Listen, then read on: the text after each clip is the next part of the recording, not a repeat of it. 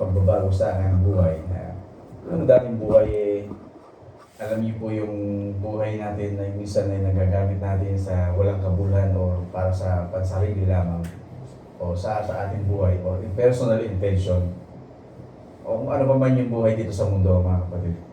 Subalit alam niyo po yung kanina, mga kapatid, yung nakita ko kanina ay parang na-magnet. Na-magnet ka lang na mapuntahan mo yung isang kababayan. Alam niyo po yun. May isa ko naalala ko yung mga disciple ni Jesus Christ na dating mangingisda, pero hindi na sila mangingisda. Sabi ng Panginoon, di ba, magmula ngayon maging mangingisda na kayo ng tao, manghuhuli na kayo ng tao. Kaya na-miss ako doon sa ano na yun, ay hindi ko naman alam ng intention, pupuntahan ko yung tao. Bigla na lang ako talagang napalapit sa kanya. Hanggang nag-uusap na ngayon, nag-uusap na pala kami. Isa kinukuha ko yung number. Ano po yung kaparaan ng Panginoon, ano po. Kaya mapalad po ang tao na lagi natatagpuan sa praise ng Lord at lagi natuturo sa pamamagitan ng kanyang salita. At ang pagbabago po sa ating mga kapatid, walang iba ang Panginoon lang. Kaya lang po yung pasasalamat po, mga kapatid. Marami pa, subalit. Andito na po ang Kuya Nas.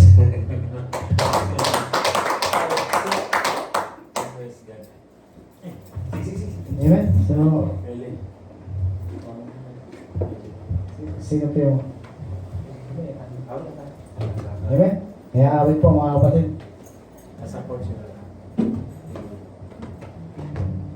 Ako ba awit? Ikaw na-awit ah. Dalas.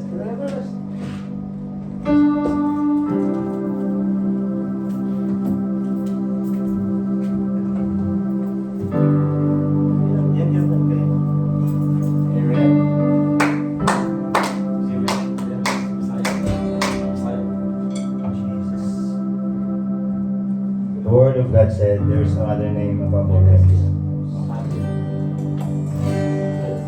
Pangalan ng Panginoon Jesus lang, mga kapatid, ang isang pangalan na pinagkaloob sa atin. Pangalan na nagbibigay ng kaligtasan sa ating mga buhay. Amen? Sabayan niyo po kung alam yung kanta. One man was raised above him all. His fame outlasts the earth before. His praise is how we understand.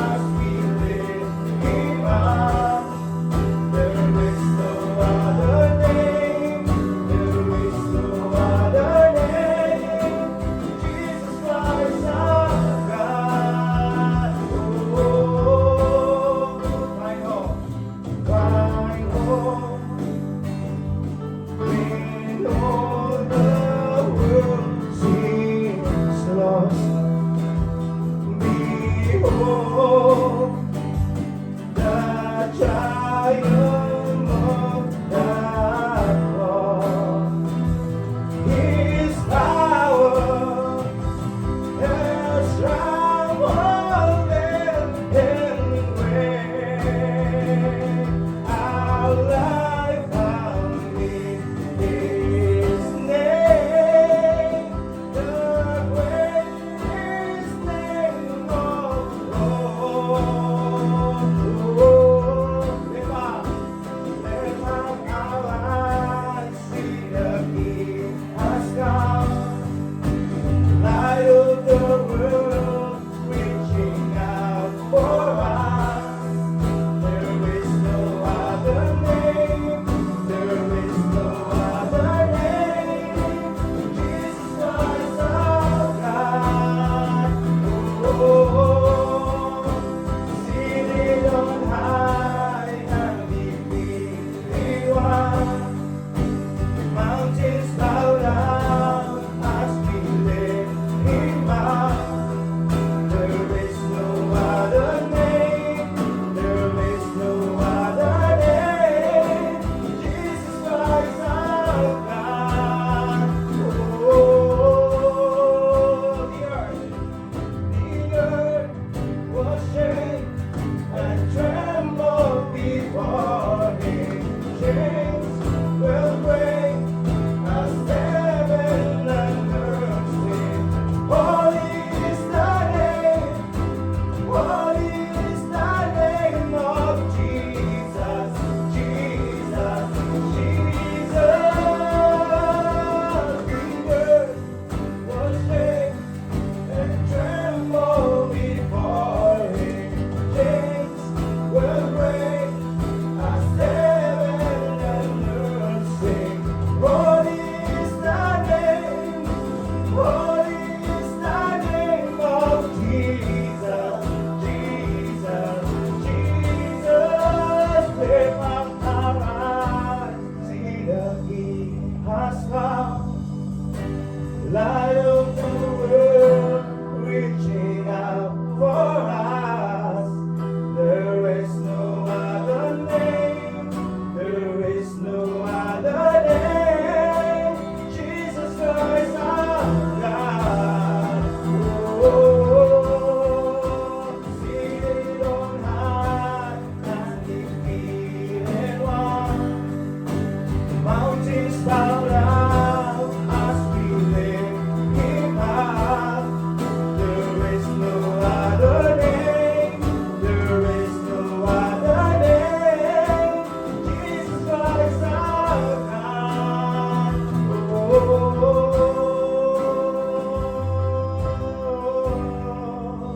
Amen. Praise the Lord.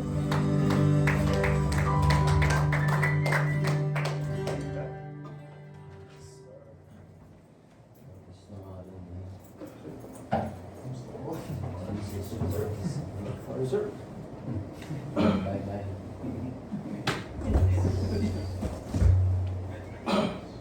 Praise God. Praise the Lord. Amen. Amen. Give him the name of the Lord high. Praise God. Amen. Hallelujah. Salamat sa Panginoon na safety nakarating tayo sa bahay tahanan ng Panginoon. Amen. Amen. Welcome natin si Kuya Sam, kapitbahay ko sa Negros. Praise the Lord. Amen. Welcome po Kuya Sammy. Samuel, no? Amen. Praise God. Salamat sa grasya ng Lord at nakarating tayo sa gawain niya. Mamaya na tayo magpakilala. Amen. Puri ng Panginoon. Andito po kayo, Kuya Sam, sa identity lang tong soul. Ato ang identity nato sa Ginoo. Amen. So, ang tahanan ng Panginoon na to, ito ay Spring of Life International Ministry. At ang pinaka-life verse nito sa Revelation 21:6, ang sabi niya, he also said, "It is finished. I am the Alpha and Omega, the beginning and the end. To all who are thirsty, I will give freely from the spring of the water of life." So, libre siya. Gihatag sa Ginoo. Now, sa portion na to, giving, paghahandog, giving sacrificially. Praise God. So, I do believe na bawat isa sa atin, we give our resources sa gabing ito, yung pinakamamahal nating resources. Yan yung mga oras. Oras mo, oras ko, oras natin. Pag lumipas ito, hindi na ito maaaring babalik. Amen? Hindi na ito siya babalik. So, ang tanong, beyond sa mga oras na mayroon tayo, ano ba yung sinakripisyo natin na binigay sa Panginoon sa araw na to? Assignment. So, mahalaga na yung puso natin na ibigay natin by sacrificially by the Lord. Amen? Dahil si Lord, binigay niya yung nag-iisang anak niya para sa atin. Now, ito yung pag-uusapan natin. Sa Biblia, sa 2 Samuel 24:24, ito po, si David, when he was reigned as a king, King David responds to Arauna, who offers to give him a threshing floor and oxen for free. So si Arauna, so inoffer niya dahil siyempre hari no, bumisita sa kanilang lupain at hari ito. So di ba masaya sa atin nga sa probinsya, pag bumisita si Mayor, di ba, mangutang pa ng sardinas na may, di ba? Oh, praise God. So same principle no, sasaya dahil si hari itong bumisita sa lupain niya. So si Arauna, inoffers niya, binigay niya yung threshing floor and oxen for free. However, si Haring David, King David, insists on paying for it. Amen. Hari to in-insist niya na bayaran niya. Tayo po somehow, meron tayong mga nakaligtaang principle sa buhay. Kung saan makalibre, doon tayo. Hallelujah. Hindi po gano'n ang anak ni Lord So, tuturuan tayo ng Lord. So ito, si King David, in-insist niya, hindi, babayaran ko yan at babayaran ko. Sabi niya, ito yung sinabi niya, saying, no, but I will buy it from you for a price. I will not offer burnt offering to the Lord, my God, that cost me nothing. Take note, tumawad ba siya? Ugali din natin mga Pilipino kung saan makamura, okay na nga, tatawad pa. Normal yan, no? Mahal naman.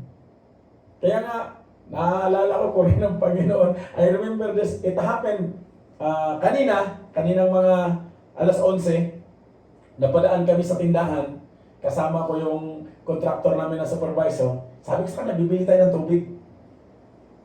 So bumili ako ng tubig, tapos yung gatas para sa kanila doon sa site. Sabi ko doon sa nagtitinda. Pero I know from myself na wala talagang doon. Sabi ko sa kanya, wala na magbawas. Puri ng Panginoon. Morally mga kapatid, nandito yan sa atin. Mahilig tayo ng ganyan. At mahilig din tayo sa sample. Matamis ba yan? Sample na. Puri siyempre, gusto makabita. Kahit na, alam nyo yan, pang dagdag na lang doon sa profit, naging sample. So tingnan natin Sundan natin. Sabi ni David, no, but I will buy it from you for a price. Amen? Sinong nagpresyo? Si King David. Siya yung nagpresyo, hindi yung may-ari. But I will buy it from you for a price. Bakit? Ano yung prinsipyo na pinanindigan ng hari? I will not offer burnt offerings to the Lord my God that cost me nothing. Ganda ng prinsipyo niya, no? Amen? Loobin ng Lord, magiging prinsipyo na rin natin. I-imitate natin kung paano ito naganap sa kanyang buhay. As a result, anong naging resulta? David purchases the threshing floor. Pag sinasabing purchases, binili niya lahat. Hindi lang isa. Amen? Binili niya lahat. The threshing floor and the oxen for 50 shekels of silver. Amen. Parapakan natin si Lord. Sino nagpresyo? Yung hari, si David. So tingnan natin, ano ang naging significant dito sa buhay ni Haring David at sa mga buhay natin ngayon. Paano ito nagbibigay, hindi lang basta encouragement, principle, applicable sa ating buhay, sa ating pamumuhay sa pang-araw-araw. Now, binigyan tayo ng aral ng Panginoon. Somehow sa labas, tuturuan tayo na, sige, ganito, may mga kuta-kuta dito po, hindi po tayo kukutahan ng Lord. It will depend on our heart. Kaya, bigay natin sacrificially, ano ba? Sacrificial ba yung puso? Ano yung nasa loob ng puso natin? Somehow, may mga importanteng nilalakad, no? Kagaya halimbawa yung mas nauna yung sa labas kaysa dito sa loob. Pero tingnan natin kung paano si David nagsakripisyo, mga kapatid. Amen? Una, importance of offering and sacrifices. Mamaya i-apply natin yan. Anong matatagpuan? David's commitment to offering sacrifices that come at a personal cost. Personal. Rather than taking the easy way out. Tayo po, meron po tayong attitude na kung saan yung maluwag, saan yung okay, doon tayo. Dito kakaiba po yung ginamit o yung ipinakita ng isang hari. Pwede niyang makuha lahat kasi hari nga siya eh. Amen? At sakop niya itong mga lupain na to. Pero tingnan natin kung paano siya tumayo, ha? Ang sabi niya, offering sacrifice that come at personal cost rather than taking the easy way out. It encourages us to give sacrificially in our worship and devotion to God. Bakit ginawa ni David ito? Dahil mayroon siyang kobenante sa Panginoon na mag-o-offer siya, magsusunod siya ng burnt offering sa Panginoon. Amen? Same principle sa gagawin natin ngayon, nandito tayo to worship our holy living God. Now, ano yung binobort natin dito sa pagkatao natin na maaaring handog natin sa Diyos? At yun yung pagpupuri natin sa Kanya, yung worship at yung devotion natin. David emphasizes that the importance of giving with a sincere and a wholehearted commitment because he understands that true worship and devotion to God require more than just outward actions, mga kapatid. Nagre-require siya more than just outward, yung panlabas na paggalaw natin, or empty gestures, yung mga emptiness na, nagawa ko na okay lang. Yun pala empty. So, si David, in-emphasize niya rito yung kahalagan, yung importance ng pagbibigay. Na mayroong sincere. Dito ba, yung pag sinasabing sincere, paano ba sa Tagalog? Seryoso ba? Yung talagang dignidad to, katapatan. Amen? Wholehearted commitment. Pag sinasabing wholehearted commitment, mga kapatid, hindi lang siya dahil aksidente lang, kailangan lang. Ibig sabihin, disiplina to. Na hindi matatawaran ng kung ano mayroon sa paligid at sa community. Pangalawa, David recognizes that giving to the Lord is not solely about the physical act of offering or something, but rather about the attitude, o pag-uugali, and intention behind the giving. Yan po yung dapat matutunan natin. Yung attitude at yung intention behind the giving. Bakit ko ba ito ginagawa? Bakit ba kailangan ibigay ang oras ko? Bakit ba sinasabi kailangan ibigay ko yung puso ko? Dahil somehow, may mga instance sa buhay natin na lumalakad tayo. Akala natin, lumalakad tayo. Kaya nga, in-advise ni James, sabi niya na huwag tayong tumakbo kagaya ng kabayo na kailangan pang rundahan o rindahan para bumagal, no? Kaya nga, tinatakpan yung tainga nila, di ba? Sabi mo, lumingon, no? Purihin ng Panginoon. Kailangan, ang sabi ng Panginoon, kailan mahalaga to? Sinulat din niya doon kay Haring David na huwag din tayong gumaya sa mula na napakabaga. No? At least Brad, okay to kahit mabaga, nabanti naman. Hindi ha? So may mga bagay, may mga prinsipyo na tinuturo ang salita ng Diyos na applicable sa pang-araw-araw natin. So ito yung titingnan natin. Pangalawang principle, our responses to the call of sacrificial. Tanong, ano ba yung response mo, kapatid? Yung pagkatawag ng Panginoon sa'yo na nais niya na ikaw mismo ang maglatag nito, kagaya sa ginawa ni David. Praise the Lord.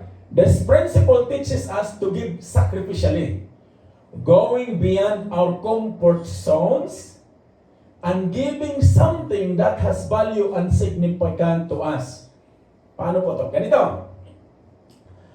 Kagaya ng mga galing sa Abuhadra, hindi po to kayo ha. Iba po to, ibang grupo to. So alam nila na malayo sila. Alam nila na out of yung abundance, malabong may pupunta sa amin dahil bukid, lubak-lubak pa.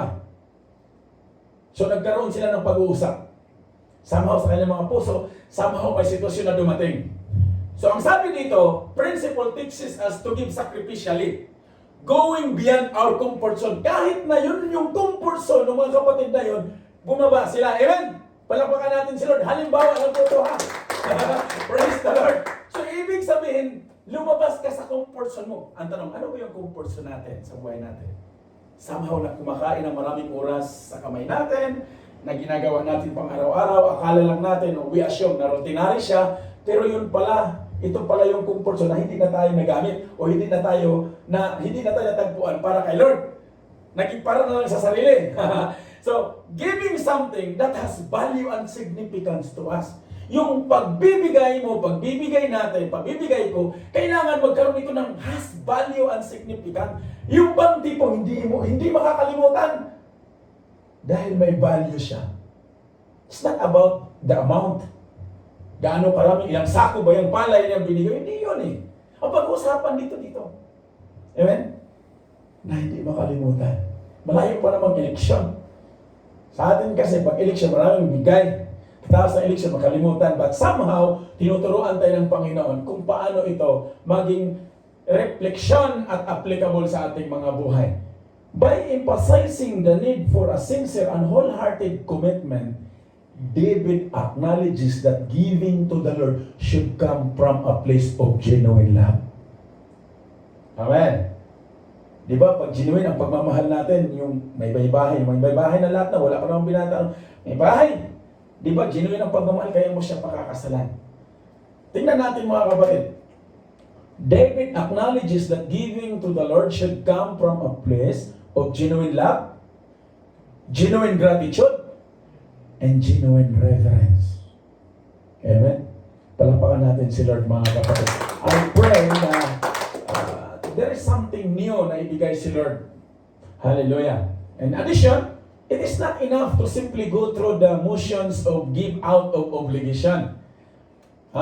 Somehow may mga instance naman na obligasyon, kailangan ko ito kasi nakapangako ako eh. Nangako kasi ako doon sa mga kapatid na kahit naman susunod siya. Hindi po ganon.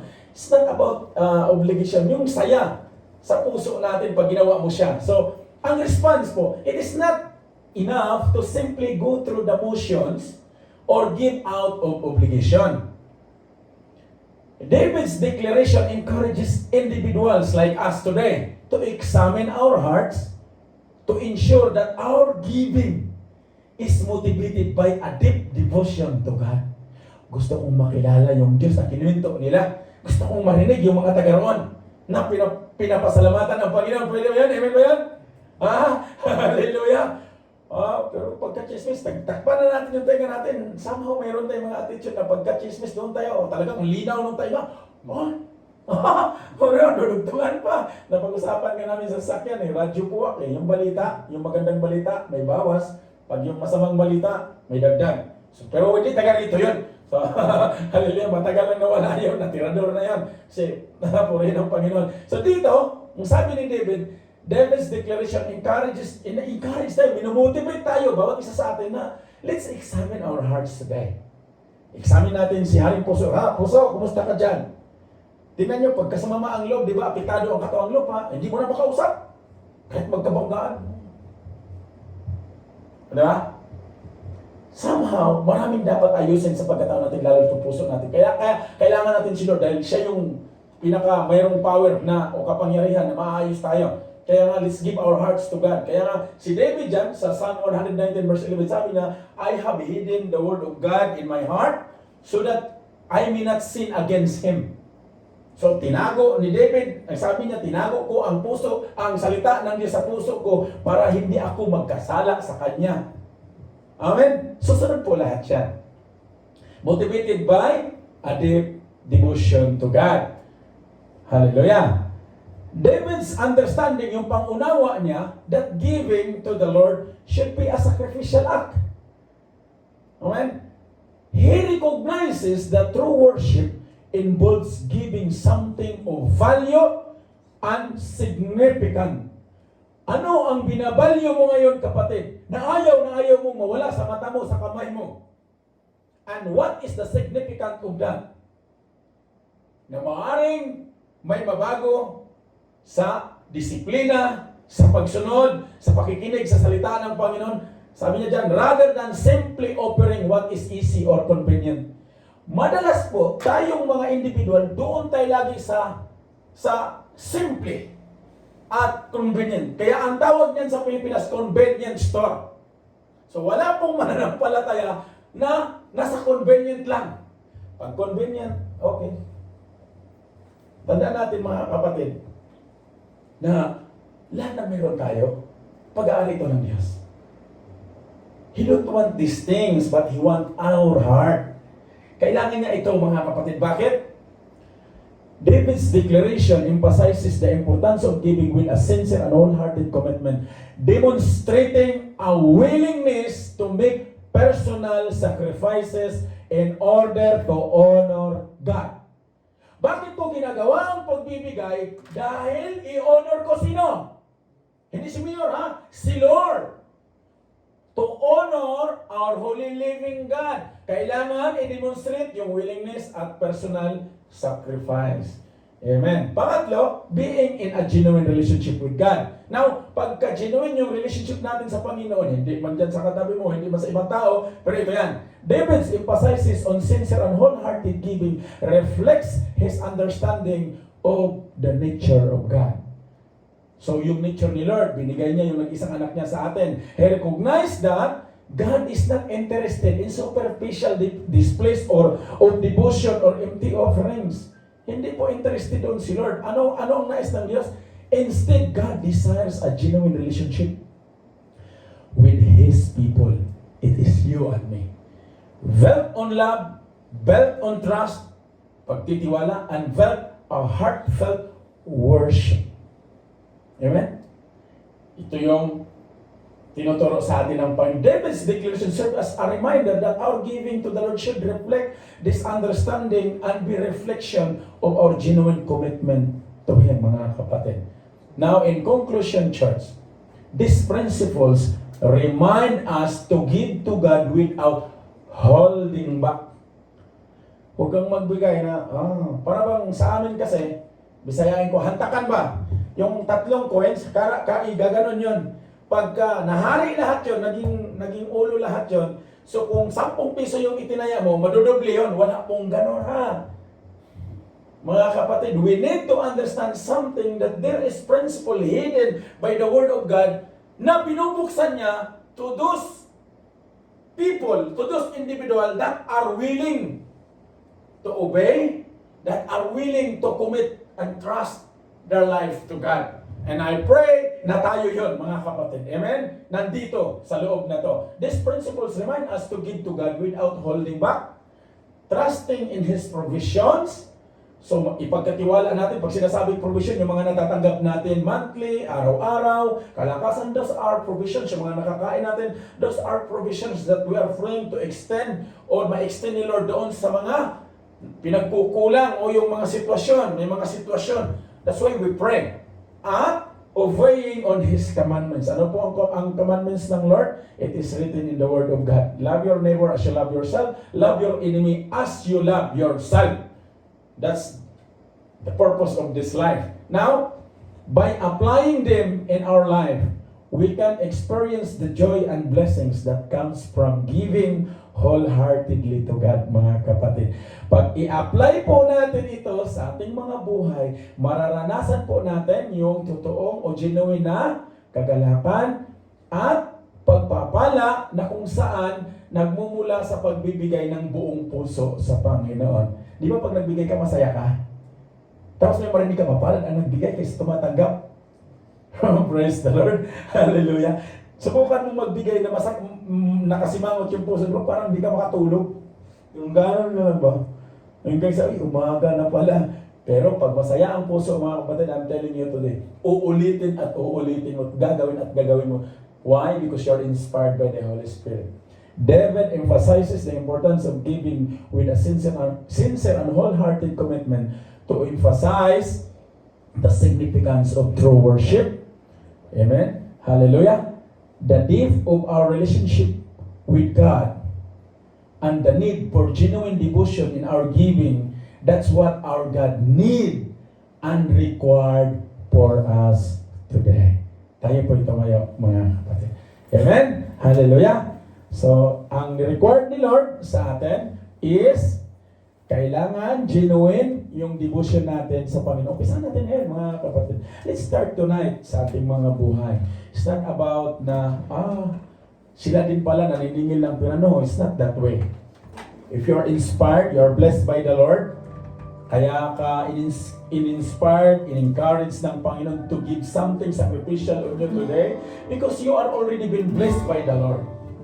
Yet pagka sa tingin mo talagang para lang ito sa pamilya, go on it. Huwag mong galawin sa pamilya yan. But when you will be inspired by the Holy Spirit, you will see things and principles na kung saan hindi tinuturo sa eskwelahan o sa paaralan, kundi tinuturo ng Panginoon matagal na ng panahon. So that then, sa lalim ng ating relasyon sa Panginoon, lalalim din ang relasyon natin sa kapwa natin. Lalalim din ang relasyon natin, lalo na sa kongregasyonan. Hallelujah. Daranas man tayo ng mga sitwasyon. Mayroon mga rough road, mga sitwasyon na hindi naasahan, but yet, genuine devotion and our givers, yan yung nais ng Diyos. That's what our God did, kapatid. And that's what He required for you and me today. Lord God, Father in heaven, give us a heart like David, Lord. Give us a heart of sincerity, Lord. Give us a heart that are willing to sacrifice in the name of Jesus. And today, Lord, we will declare by faith that today we will receive that kind of heart na binigay mo kay Haring David, Panginoon. Lord, tanggalin mo sa amin, Panginoon, yung mga kaugalian na namana namin sa mga araw-araw mula sa mga community na kinalakihan namin, pamilya, lugar, Panginoon. At ngayong gabi, Panginoon, bigyan mo kami. Ibigay mo sa amin ito. I-release mo ito sa bawat buhay namin.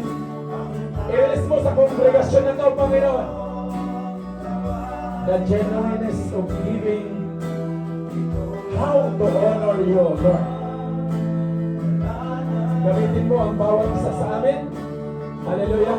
Na magiging daluyan mula sa aming mga physical, mula sa aming mga talento. Hallelujah. Lalong-lalo na, Panginoon, sa mga resources na pinagkatiwala ninyo sa amin. Material, financial, sa trabaho man, Panginoon.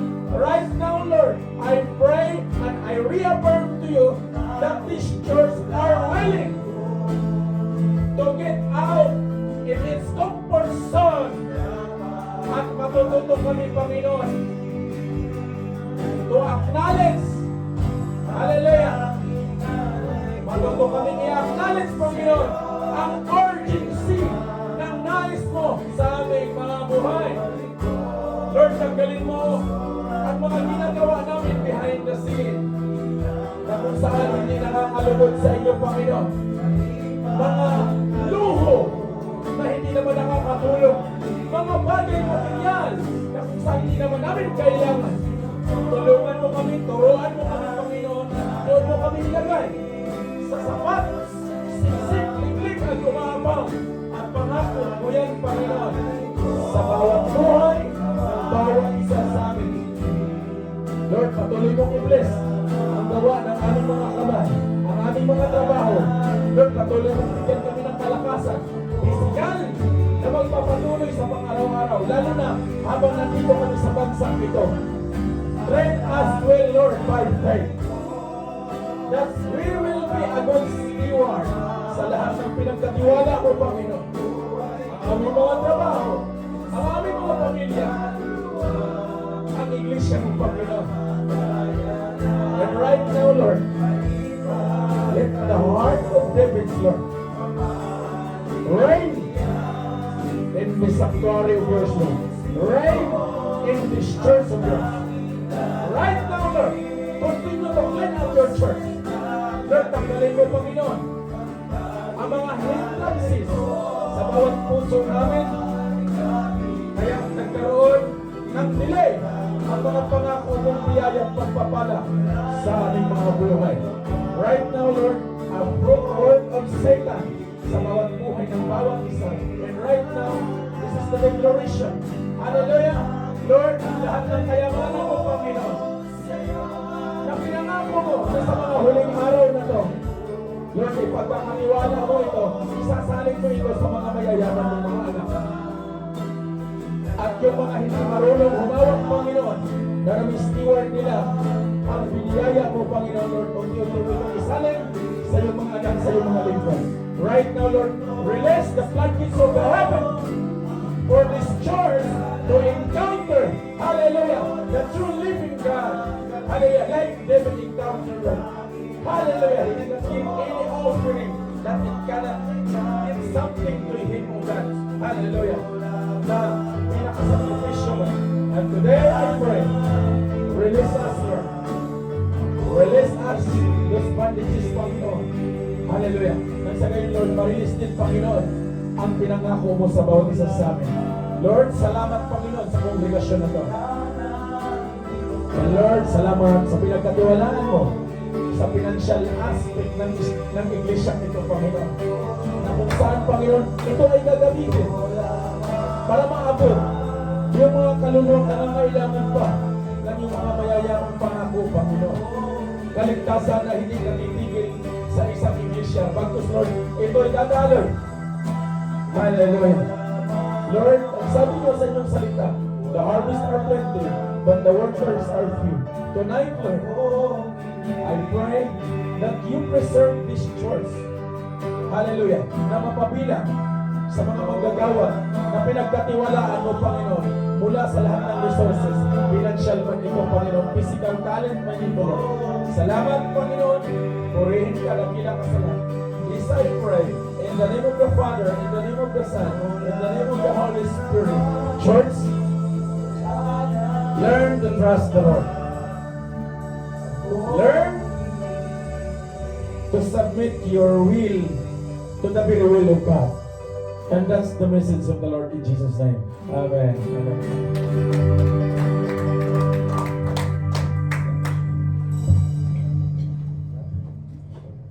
Amen. Praise God. Lampakan natin si Lord. I will bless. Amen.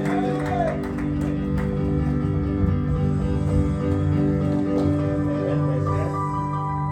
Praise the Lord. Amen. Napakabuti ng Diyos at napakasarap na mag-bless. Hallelujah! I will bless. Sabi sa ng Diyos, umawit sa kagalakan ang lahat ng mga bansa. Si Yahweh ay mapulihan, paglingkuran siyang pusa. Lumapit sa presensya niya na umawit na may tuwa. Isang bless na kita dyan. Yes. Amen. Hallelujah. Woo! Come on. Ibigay natin ang todo na magpupuri sa Diyos. Praise God. Are we ready? Nagalakan. Nagalakan. Ang puso'y umaamaw. Nagsalawan. Anawin ang saya.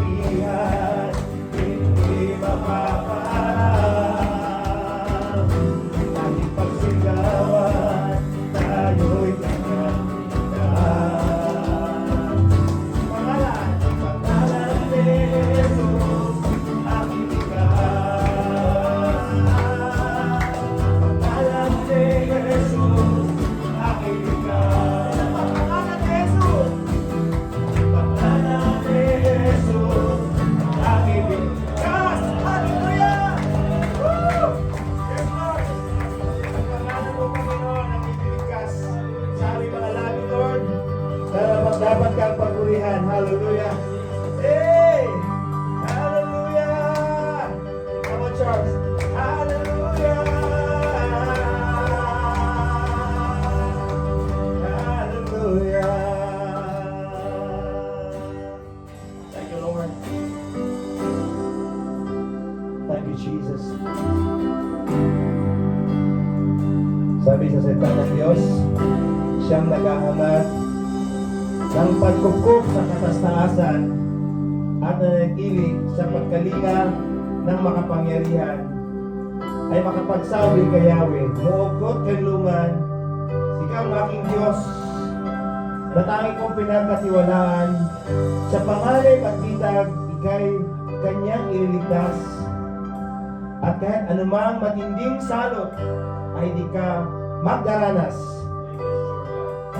Lulukuban kanya sa likim ng kanyang mapalad na pakpak, at sa kalingan niya ay palagi ka ngang nakakatiyak. Iingatan niya, pinagsasanggalang pagkat siya ay matapat. Hallelujah. Tapat po ang ating Diyos, mga kapatid. At nais ng Lord na manatili tayo sa presensya niya, sa kanyang lilim, na palaging naisin na ang bawat buhay natin ay matagpuan sa kanyang presensya, mga kapatid.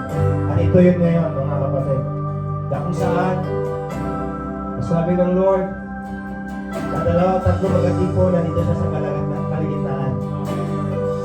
Kaya panampalatayaan mo, kapatid, at ang Panginoon kasama natin ngayon. Believe it, church! Believe it! That the Lord is in the midst of this place. At meron siyang gagawin sa buhay natin. Meron siyang magandang plano para sa iyo. Let's have faith and believe. Thank you, Jesus.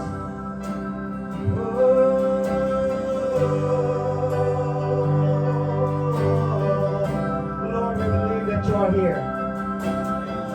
And Lord, welcome ka dito sa lugar ito, Panginoon. Oh, you're so welcome, Lord.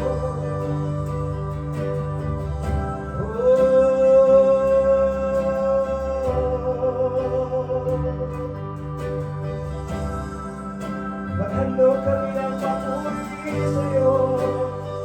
Let's give our heart to the Lord. Let's give our life to the Lord. I-focus natin ang attention sa Panginoon.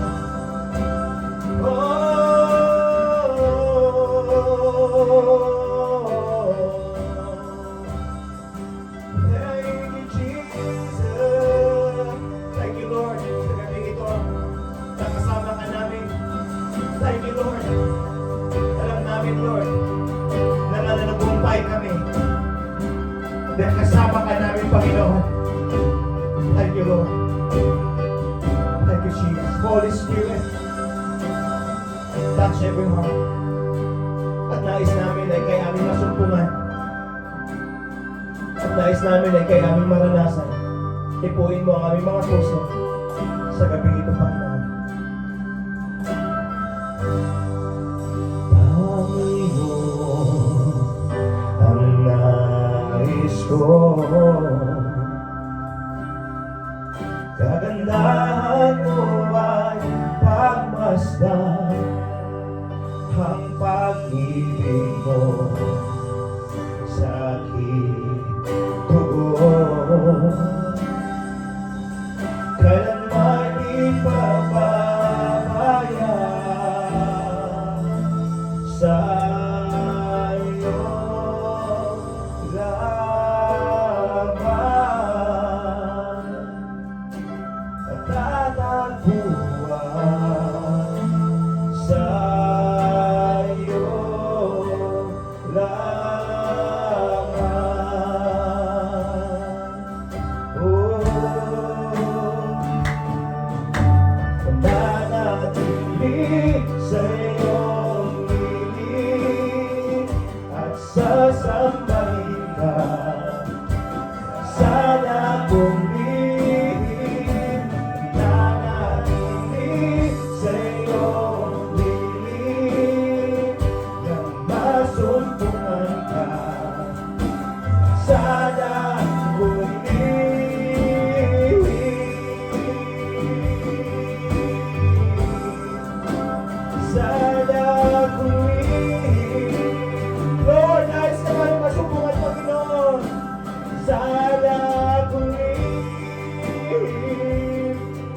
pictures our heart is kaysa na nais masumpungan, nais maranasan ang presensya ng Panginoon.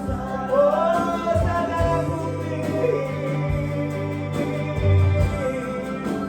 Sana kumili. Oh, yes Lord. Sana kumili. Oh, Panginoon.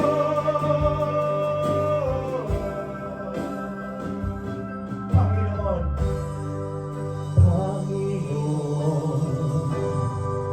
Ang ngalan mo ay kalingang at sandigan ko, di nagbabago.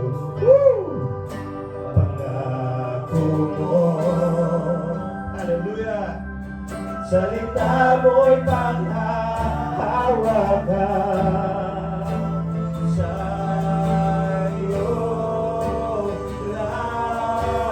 lamang matatagpuan sa'yo lamang.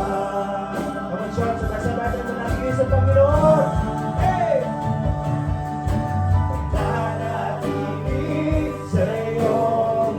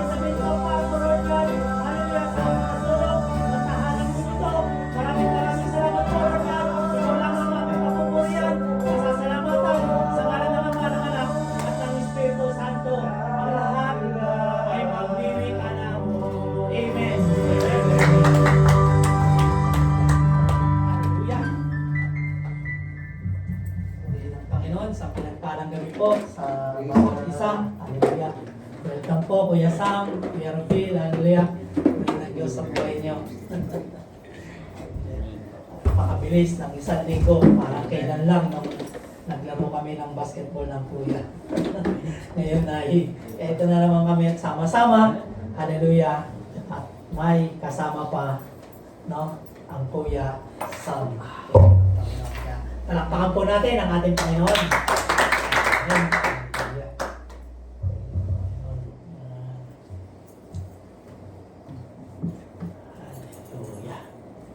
Praise the Lord. Hallelujah.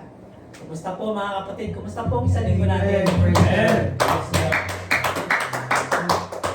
Mabuti po si Lord, no? Amen. Hallelujah. Po is